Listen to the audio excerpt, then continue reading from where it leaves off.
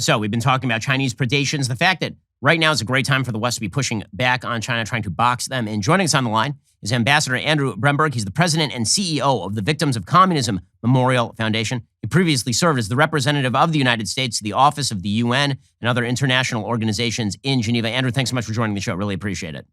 Thanks so much for having me, Ben. So let's talk a little bit about your experiences with regard to the predations of the Chinese Communist Party. So you started off, the first couple of years, you actually did domestic policy in the Trump White House. Talk about that and then how you ended up moving over to the UN, what that was like. Thanks. So yeah, at the beginning of the Trump administration, I had the honor to serve and run the White House Domestic Policy Council, which of course, as you know, we had incredible work to do at the beginning of the administration to change the entire kind of regulatory direction of the federal government, and did a lot in that time.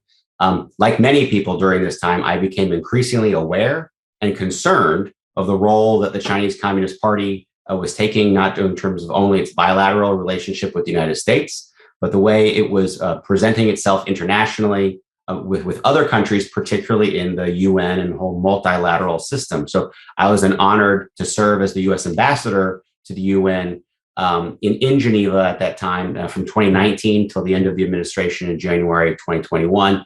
And that was a very eye-opening experience. As you mentioned, my background had been domestic policy. I'd always focused on promoting economic and personal and religious liberty, in our domestic space. Like you, kind of an age sense, I remember communism, falling in 1989. That was the end.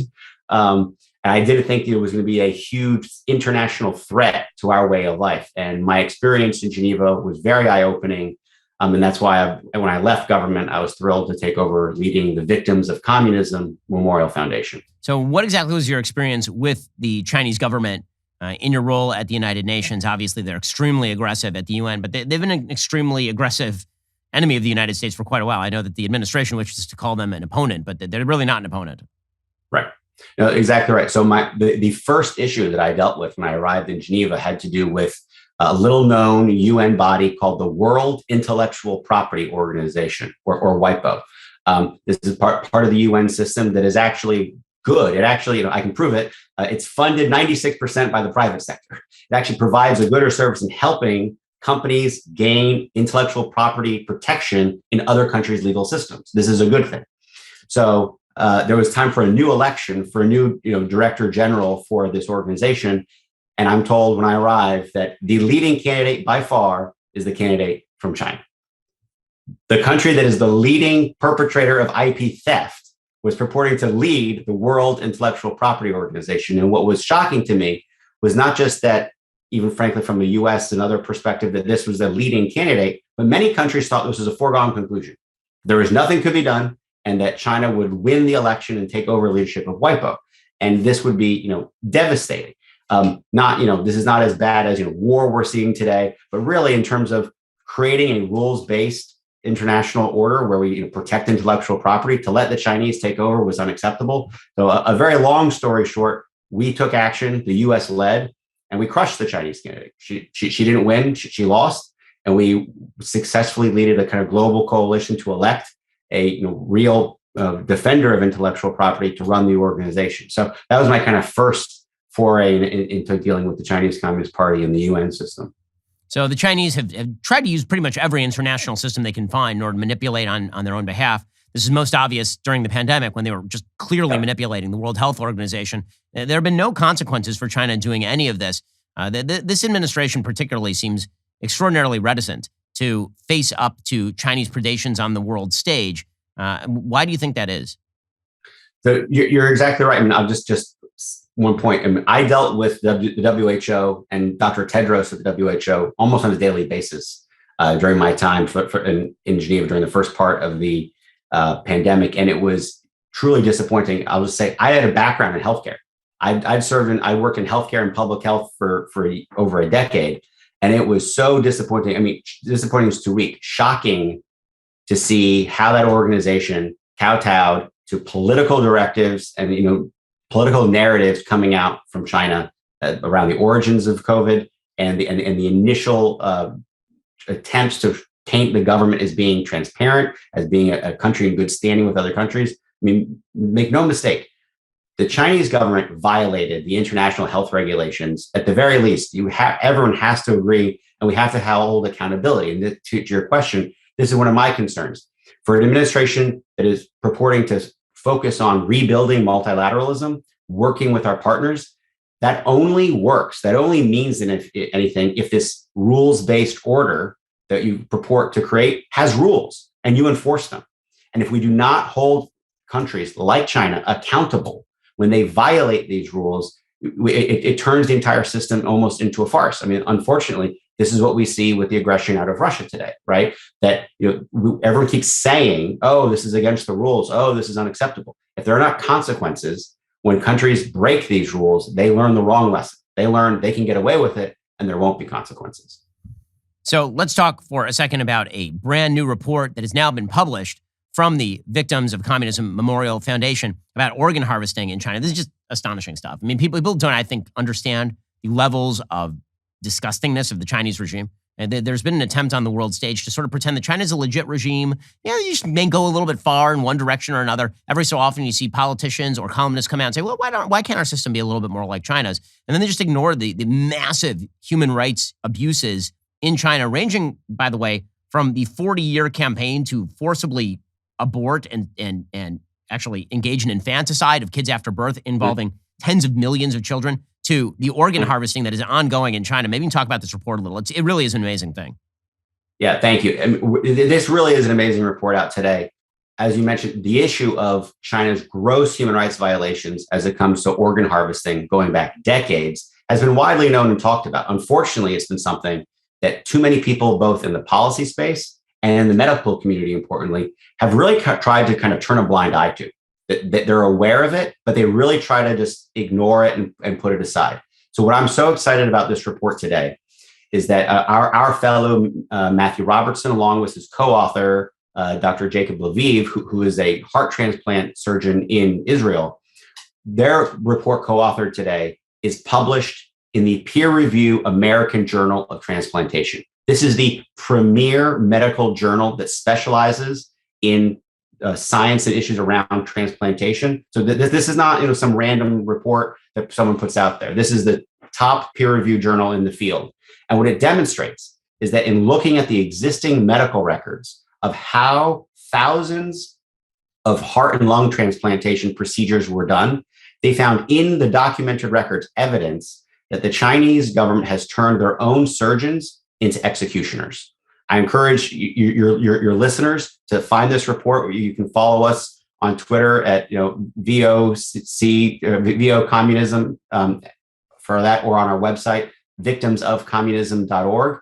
But I really want to focus in on this report because it makes clear, this gets very technical. I know I'm not a doctor. I know you aren't. I think your wife's a doctor, right? But I'm not. But this gets really, really technical. That when you perform surgeries on dead donors, it's important from an ethical perspective to know that they're dead and that they died of some natural causes, that they weren't executed for this.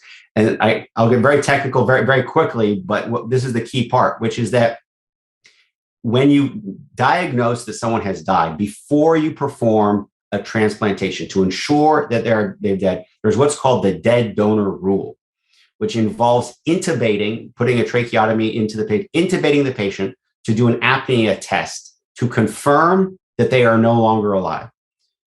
And what we found in evidence of that is that was not done in dozens and dozens of these cases that they examined, where many times they didn't intubate the patient until after they performed the surgery. I mean, that means the patient was alive. They began operating to remove a heart or a lung, and then intubated the patient to make sure that the body would continue to function enough to support the organ as it's being harvested. I mean, this is heinous. I mean, these are the most, as you said, disgusting human rights violations you can even imagine. It's just utterly insane. So one of the big issues, I think, we're speaking with Ambassador Andrew Bremberg, President and CEO of the Victims of Communism Memorial Foundation. One of the biggest problems that we face right now is that Americans tend to think that communism, for some reason, is dead. Since the fall of the Soviet Union, there's this general tendency to believe that it's dead, which of course is utterly untrue. Communism still rules the roost in China. It still rules the roost in Venezuela, effectively speaking. It rules the roost in Cuba, pretty obviously speaking. And There's been this tendency to basically say, well, communism is no longer a threat How do we combat that? And how do we make clear to people that the Chinese Communist Party is indeed a continuation of the legacy of Lenin and Stalin and Mao? And Mao, that's exactly right. So that's what our organization is really focused on and dedicated to. It starts with education. Children in schools do not learn about communism today. So one of our big programs has been to help provide the resources to schools to educate children. We are publishing our newest curricula this summer that provides an entire curricula for middle school and high schools about how to teach about communism. I was really proud last year when I was actually in, I think, your now home state of Florida, where I was with the governor when he signed a package of civics education reform proposals, including our model legislation that requires students in high school to learn about communism and its victims. So we're continue to work with Florida on implementing that, and states across the country to pass similar legislation. But we also, as an organization, create online different videos, the kind of mini documentaries that I think really speak to young Americans of an actual first-person story of their experience of life under communism, and frankly why they left and how they came to the United States. To your point about people thinking this is in the past, while we have several videos of people that survived under Soviet communism, by definition those people tend to be older. We've profiled lots of individuals that are much younger, that are still alive and much younger today because they fled China or North Korea or Venezuela or Cuba. The regimes around the world with brutal communist totalitarianism happening today that regularly violates human rights. So I think this is an incredibly important message for young people, or people of all ages. People even that are older than us that do remember the Cold War. They've forgotten. And I think there is this moment in the 1990s of this kind of hope that this was the end. I think a lot of us kind of bought into that or fell for that. But I mean, you mentioned Stalin, Lenin, Mao. I mean, what's very clear, you can argue all these kind of China experts about how China's approached reform or not over the last several decades. And look, you can make an argument. You can't make that argument today. Right? Xi Jinping is unlike any of his predecessors other than Mao. Every other predecessor, found some sort of way to kind of lean out from the kind of Mao image for a variety of reasons, taking titles of like reformers and things, opening more to the West, this sort of, now, who knows how serious they were or not.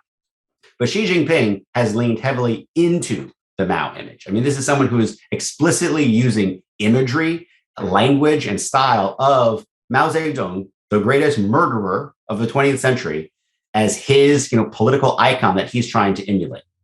Well, that is Ambassador Andrew Bremberg, President and CEO of the Victims of Communism Memorial Foundation. Go check them out online today. Andrew, really appreciate your time and your hard work. Thanks so much. Great to be with you.